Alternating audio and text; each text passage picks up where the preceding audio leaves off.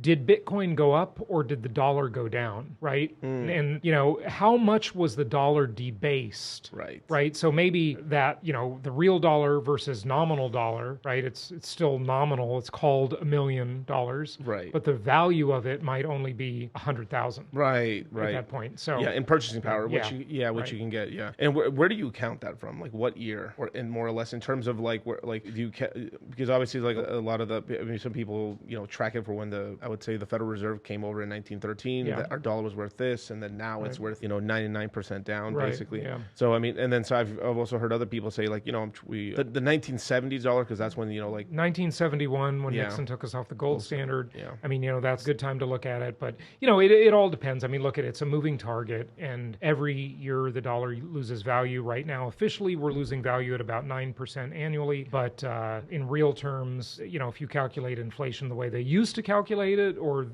anybody knows that it's a lot worse than 9% Right. if you're a practical person. And I say the real inflation rate's about 15 to 17% Well, right now. we're in Yeah. complete agreement. I say Yeah. that I mean, I just whatever the CPI number, I just double it. Yeah. That's Right. yeah, and pretty